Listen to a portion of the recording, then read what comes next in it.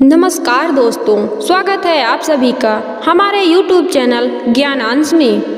रात हो चुकी थी। रिया घर को पैदल ही चली जा रही थी। रास्ते में उसे किसी के रोने की आवाज़ सुनाई देती है। आगे सड़क के किनारे एक औरत कंबल ओढ़कर रो रही थी। रिया उसके पास जाती है और उससे कहती है, आंटी जी, आपको क्या हुआ? आप इतनी रात को यहाँ क्या कर रही हैं और क्यों रो रही हैं? इतने में वह अपना कंबल हटाती है। उसे देखकर रिया बहुत घबरा जाती है और कांपते हुए कहती है, तुम तो चुड़ैल हो, मैंने तुम्हारा क्या बिगाड़ा है? मुझे छोड़ दो। मेरी माँ घर पर मेरी राह देख रही होगी। इस पर चुड़ैल कहती है, मैं बहुत बूढ़ी और कमज़ोर हो चुकी हूँ।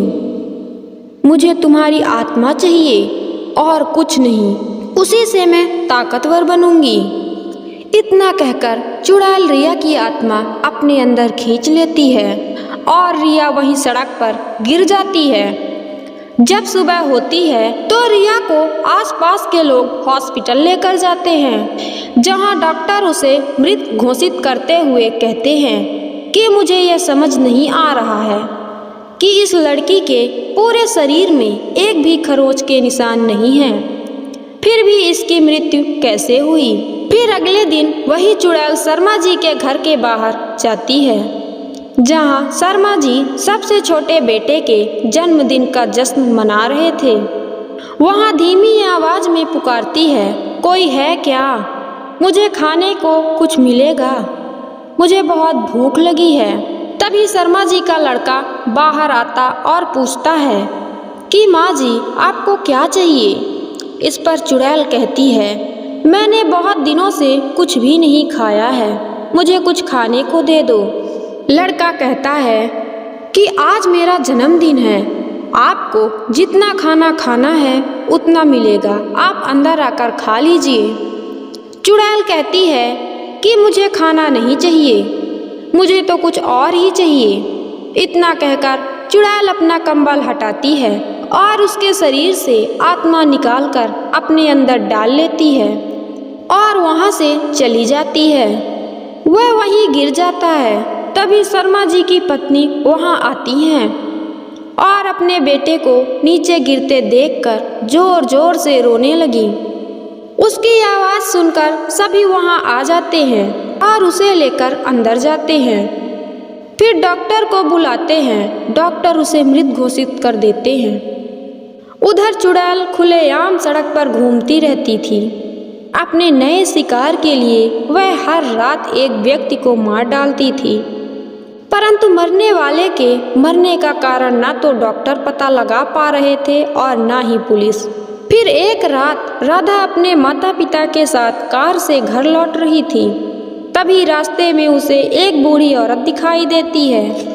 वह कहती है, पापा गाड़ी रोकिए, सामने एक बूढ़ी औरत है, वह बहुत भूखी और कमज़ोर लग रही है।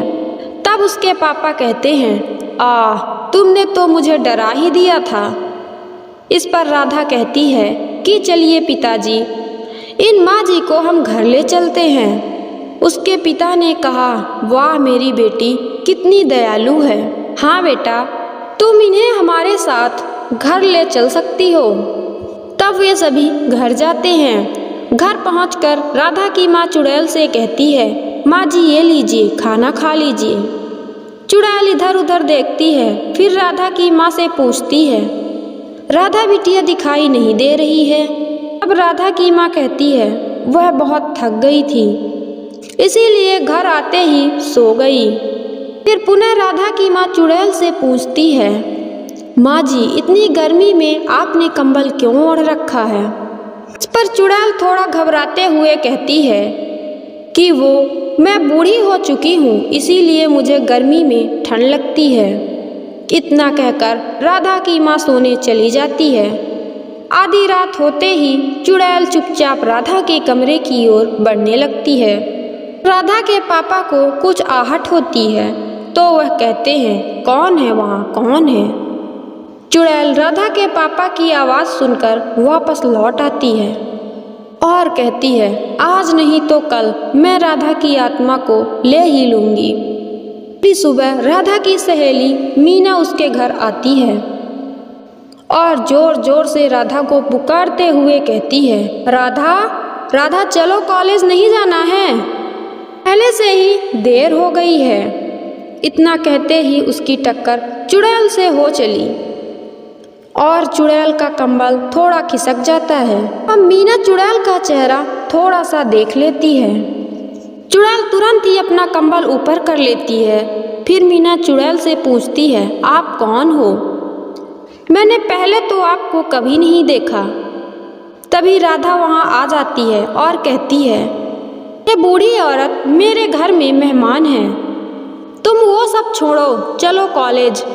रास्ते में चलते चलते दोनों बातें करती हैं। तभी मीना कहती है, राधा वो जो तुम्हारे घर पर औरत थी उसका चेहरा बहुत भयानक था।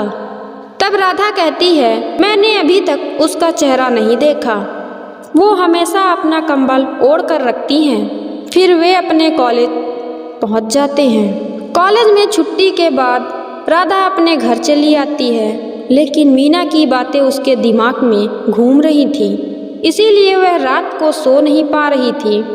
आधी रात का समय था। राधा अपनी खिड़की के पास बैठी थी। तभी उसने देखा कि बूढ़ी औरत चुड़ैल में बदल रही है। उसे देखकर राधा का बुरा हाल हो रहा था। वह कहती है, मीना सच बोल रही थी, ये बूढ़ी औरत कोई चुड़ैल ही है, पापा को तुरंत बताना होगा। जैसे ही वह पीछे मुड़ती है, उसके पीछे चुड़ैल थी। चुड़ैल उससे कहती है, क्यों बेटा, कहाँ जा रही हो? मुझसे मिले बिना ही जा रही हो? चुड़ैल के इतना कहते ही राधा जोर जोर से चिल्लाने लगी, माँ पापा मुझे बचाइए। राधा की आवाज़ सुनकर राधा के माँ बाप वहाँ आ जाते हैं और देखते हैं कि राधा चुड़ैल के सामने है। उन्हें देखकर चुड़ैल बोलती है, अब तुम्हारी बेटी मरने वाली है, क्योंकि अब मैं उसकी आत्मा निकालने वाली हूँ। मुझे जवान लड़के लड़कियों की आत्मा निकालने से ताकत मिलती है। अब मैं राधा की आत्मा निकालने वाली हूँ। तब राधा की माँ रोते हुए कहती है, छोड़ दो हमारी बच्ची को, छोड़ दो, उसने तुम्हें पनाह दी और तुम उसी की हत्या करना चाहती हो। फिर चुड़ैल कहती है, अब मैं जरा भी इंतजार नहीं कर सकती। चुड़ैल चिल्लाने लगती है। इतना कहकर चुड़ैल राधा की ओर बढ़ने लगती है। जैसे वह अपना हाथ राधा को बढ़ाती है, वैसे ही एक तेज रोशनी उसके ऊपर पड़ती है। चुड़ैल चिल्लाने लगी। वह रोशनी राधा के दादाजी की तस्वीर से आ रही थी। राधा के दादाजी राधा से अत्यधिक प्रेम करते थे, इसीलिए मरने के बाद भी वे चुड़ैल पर तस्वीर के जरिए वार कर रहे थे। चुड़ैल को बहुत कष्ट हो रहा था। वह चीखते हुए कहती है, मेरी शक्तियाँ कमज़ोर पड़ रही हैं, मैं इस तस्वीर को निकाल के फेंक दूंगी। जैसे ही वह तस्वीर को हाथ लगाती है, वैसे ही चुड़ैल जलकर भस्म हो जाती है और सभी आत्माएं मुक्त हो जाती हैं। तो दोस्तों, अगर आपको यह कहानी पसंद आई हो तो कहानी को लाइक और चैनल को सब्सक्राइब जरूर करें।